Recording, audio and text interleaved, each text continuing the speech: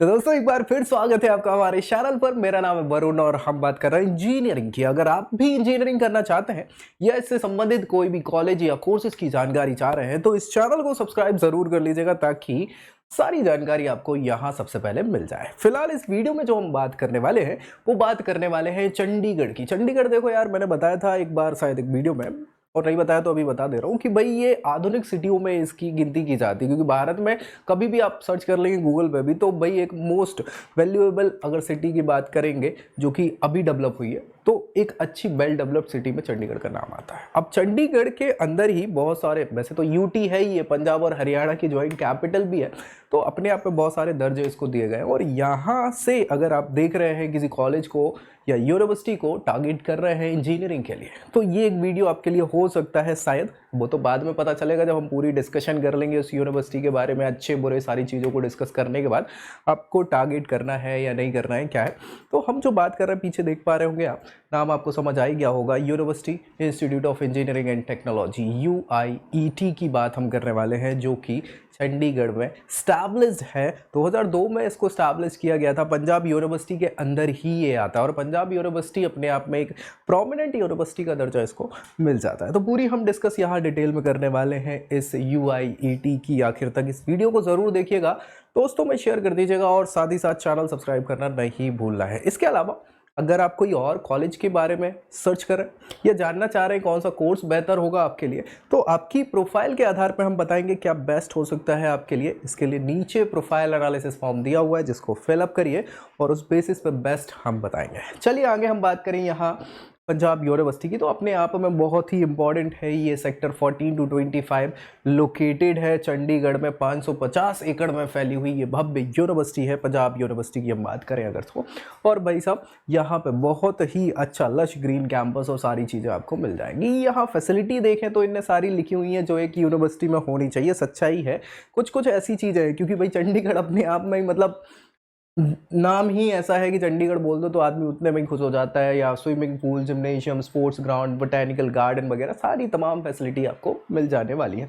ठीक है, सो इसके बारे में तो ऐसी कोई दिक्कत है नहीं। 2002 में स्टैब्लिश्ड हुई ये यूनिवर्सिटी है जो मैं आपको बता चुका हूँ और UIET के नाम से इसको जाना जाता है। चंडीगढ़ में ये स्टैब्लिश्ड है। भाई कैसे क्या एडमिशन मिलेगा, इससे पहले क्या क्या ये स्पेसिफिकेशन प्रोवाइड कराते हैं, स्पेशलाइजेशन स्ट्रीम्स हम बोल सकते हैं, ब्रांचेस बोल सकते हैं, क्या क्या हम एडमिशन के लिए इंजीनियरिंग में अवेलेबल है।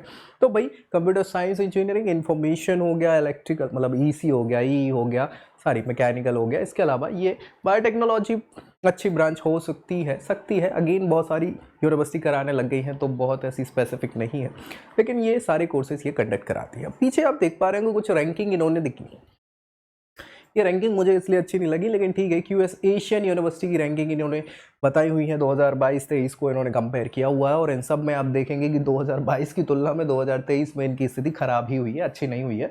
पहले 1000 से 1200 में आते थे, अब 1200 से 14 में आने लग गए, है ना। 301 सी 385 सी, यहाँ पे 600 से 800, 800 से 1000 हो गए हैं और ये 175 से 197। तो रैंकिंग इनकी थोड़ी सी अच्छी नहीं बोल सकते, जो खराब हुई है। ठीक है, अगेन यहाँ की रैंकिंग में भी कोई बहुत सुधार नहीं हुए, ये भी खराब हुई है। NIRF की हम बात कर रहे हैं। NIRF रैंकिंग प्रेफर हम इसलिए कर लेते हैं क्योंकि ये गवर्नमेंट इंस्टीट्यूशन के द्वारा प्रोवाइड करी जाती है और ये बहुत सारे क्राइटेरियाज को रखने के बाद उसमें से निकाली जाने वाली रैंकिंग होती है। तो NIRF की ओवरऑल रैंकिंग इन्होंने अगेन कंपैरिजन दिया है 21-22 का, तो 21 में 38वें नंबर पे थे ओवरऑल कैटेगरी में, अभी ये 41st नंबर पे, 41वें नंबर पे, जो कि कम हो चुकी है। अगेन यहाँ फिर भाई इंजीनियरिंग की रैंकिंग में 89 से 92nd पोजीशन पे, 92 नंबर पे आ चुके हैं। यूनिवर्सिटी रैंकिंग में 23 से 25वीं पोजीशन पे और NIRF की रिसर्च रैंकिंग में 28 से 29वीं रैंकिंग पे, यानी इनको अभी रैंकिंग में लॉस ही मिला है। तो कहीं ना कहीं कुछ पैरामीटर्स ऐसे रहे होंगे जो फुलफिल इन्होंने नहीं किए होंगे, जिसके कारण ये रैंकिंग इनकी नीचे आ चुकी है। बाकी भी मोड ऑफ एडमिशन की बात करें, क्राइटेरियाज की बात करें, कैसे एडमिशन आप यहाँ ले सकते हैं, तो सबसे इंपॉर्टेंट है 12th पास करना और पास आउट करने के साथ साथ PCM हो। मिनिमम क्राइटेरिया 50% का होता है वैसे तो, लेकिन यहाँ आप देखेंगे तो यहाँ आपको 60% का इन्होंने क्राइटेरिया रखा है ताकि और अच्छे बच्चे आए, क्रीमी बच्चे आए, हाँ पढ़े लिखे वाले समझदार बच्चे।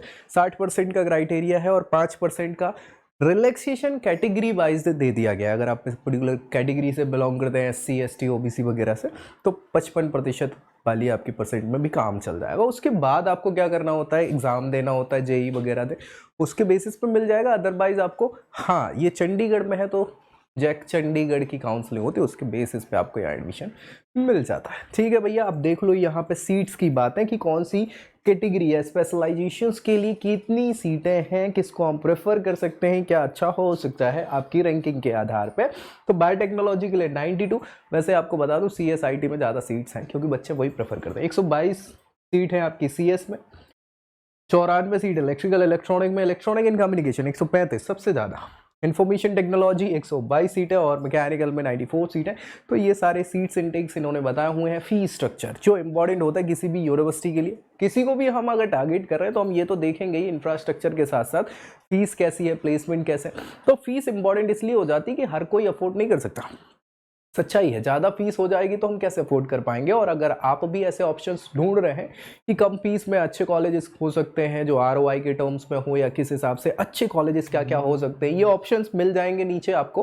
प्रोफाइल एनालिसिस फॉर्म फिलअप करने से आपकी पूरी प्रोफाइल के आधार पर हम बेस्ट क्या है बताएंगे आपको। ठीक है भाई, चलिए यहाँ देख लें, यहाँ पे इन्होंने फीस स्ट्रक्चर बताया हुआ कि लगभग 1 साल का 1 लाख रुपये का खर्चा है।